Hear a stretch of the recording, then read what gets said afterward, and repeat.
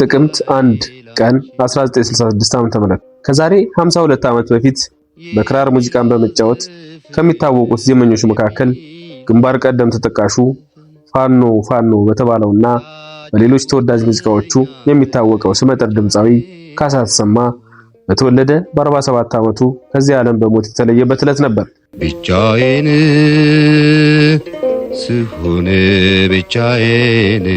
ስሆን በክብር ዘበኛ ሰራዊት ውስጥ የቧንቧ ጥገና ባለሙያ የነበረው የክራሩ ጌታ ካሳ ተሰማ የቃኘው ሻለቃ ጦር ወደ ኮሪያ በዘመተ ጊዜ የምህንድስና ክፍል አባል ሆኖ አብሮ የዘመተ ሲሆን ዘማቹ ሁሉ ወደ ጅቡቲ የሚያደርሰውን ባቡር ሞልቶ ጉዞ ሲጀምር ካሳ ክራሩን አንስቶ ዜማውንም ግጥሙንም እዚያው በመፍጠር እልም አለ ባቡሩ ወጣት ይዞ በሙሉ እያለ ተጓዡን አዝናንቷል።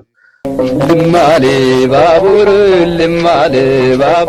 ወጣት ይዞ በሙሉ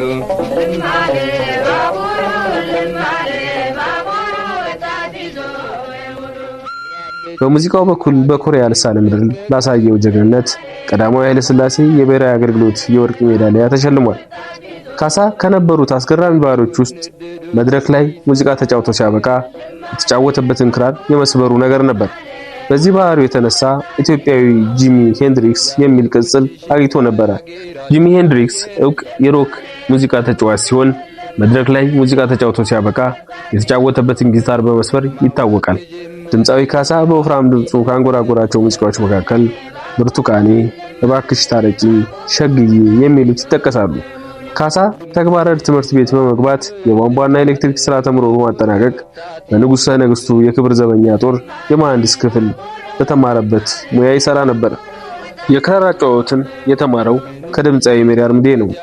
የክብር ዘበኛ ሰራዊት ዋና አዛዥ እንዲሁም የ1953 የመንግስት ግልበጣ ሙከራ መሪ የነበሩት ብርጋዴር ጄኔራል መንግስቱ ነዋይ ሁልጊዜም ማታ የካሳን የክራር እንጉርጉሮ ካልሰሙ እንቅልፍ እንደማይወስዳቸው በቅርብ የሚያውቋቸው ሰዎች ተናግረዋል።